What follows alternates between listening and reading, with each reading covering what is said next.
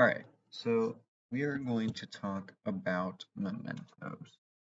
Um, so Memento was directed by Christopher Nolan, and the movie follows the story of Leonard Shelby. He is a man with antegrade amnesia who is unable to form new memories after a head injury um, that occurred during an attack that also resulted in the murder of his wife. So basically, this man's got short-term memory because he was assaulted and he had a head injury due to it, and then he lost his wife. So he's seeking revenge for his wife's death and uses a system of Polaroid pictures and tattoos to keep track of his progress, all while struggling with his ability to retain information. So basically, what that means is after the assault, his wife died, so he's trying to get revenge, but at the same time, he's suffering from antegrade amnesia. So, to remember what he's trying to do and his purpose, he puts tattoos so that whenever he looks around, he notices that, um, some of his tattoos have like details and evidence to point towards who might be the possible killer of his wife so that he could take revenge on them. Yeah, that's basically the title and the start of the movie. So critical analysis, abnormal behaviors and mental progress. So he has abnormal behaviors and mental process. Obviously, somebody who's gone through a traumatic experience involving their death of their wife and then has short-term memory because of it is going to be very abnormal. So antegrade amnesia and obsessive compulsive disorder, or obsessive and compulsive behavior. So basically, got short-term memory loss, and throughout the movie, he's got obsessive and compulsive behaviors, such as always trying obsessive and compulsive behavior. He's always washing his hands and whatnot. Inability to form new memories and paranoia and mistrust of others. So inability to form new memories is obviously a really big disability with him because he's unable to form new memories.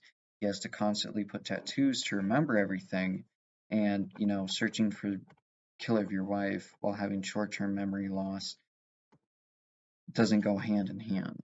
It's not doesn't make the process any easier.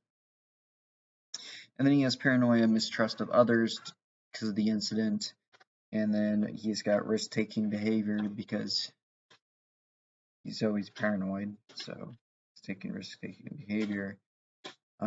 Extreme emotional reactions and lack of insight into his own condition. He doesn't really care about his condition. He's more interested in the killer of his wife. So he's just constantly trying to search that out. And he doesn't really try to help himself or do anything better for himself. And then extreme emotional reactions. Basically, after he gets any clues, he hunts them down like a hawk. Obviously, it's hard because he has short-term memory loss, so it doesn't really help. DSM-V diagnosis. Based on the above listed behaviors mental process, Leonard meets the criteria for antegrade amnesia and obsessive compulsive disorder. So antegrade amnesia, the individual must have the inability to learn new information, which is true through the movie. The inability to retain new information must be beyond ordinary forgetting. So he doesn't just, oops, I forgot about it, let me remember about it. It's, oops, I forgot about it forever. It's not like that memory's coming back. The impairment must cause significant distress or impairment in social or occupational functioning. So, not remembering who you are is going to cause you a lot of distress, and it's not going to be helpful for you in any way in any social situation. The disturbance is not due to any substance or medical condition, so he didn't get through this because, uh, taking the wrong drug or whatever. He got this because of mental head injury. OCD, the individual must experience obsessions or compulsions that are time-consuming or cause significant distress. So obviously, he's got an obsession over his wife's murder, and he is compulsively like trying to figure out who this person is, no matter how long it takes, which takes a long time, and that causes him to be constantly paranoid and stressed. The individual must attempt to suppress or ignore the obsessions or compulsions. He does not try to suppress or ignore any of these obsessions or compulsions. He's basically a loose cannon throughout the whole movie.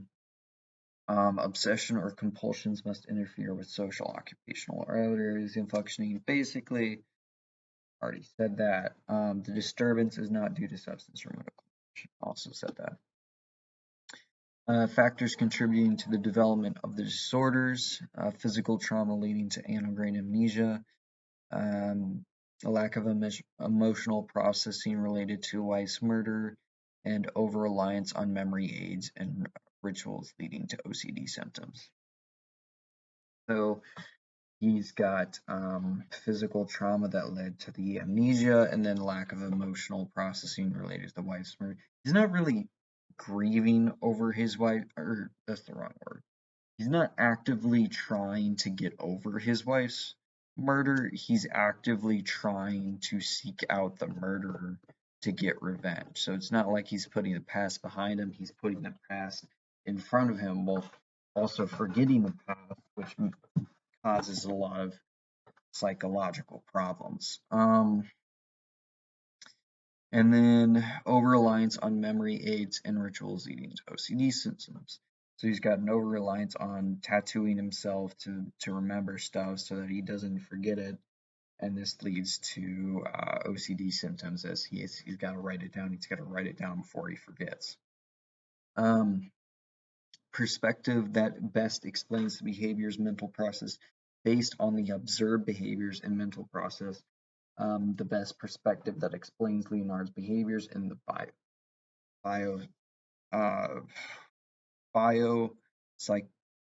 psychosocial perspective. This perspective recognizes the complex interaction of biological, physiological, and social factors in the development of disorders. So basically, he's got these observed behaviors and mental process that basically show that he's got this psychological perspective of he's got to write it down before he forgets it, and that causes him problems. Biological factors is amnesia as a result of physical trauma to the brain. Leonard's inability to process his emotions and memories related to his wife's murder has contributed to his obsessive and compulsive behavior. Social factors: Leonard's lack of support and mistrust of others has led to isolation and risk-taking behavior. So because he doesn't trust anyone, he's basically alone and suffering from short-term memory loss, or amnesia, because basically he doesn't confide in anyone. He doesn't have anyone to help him. He's just constantly trying to figure out this murder. He's got no one to help him, and so he's running around the place with an obsessive OCD because he cannot figure out who his wife's murderer is, and he's constantly trying to tattoo himself to figure out clues. So yeah, and it's obviously a result of physical trauma to the brain. Treatment options: cognitive behavior therapy. This approach is most effective because it offers a structured and evidence-based approach on treating OCD symptoms. It would involve identifying and challenging Leonard's irrational behaviors and changing his obsessive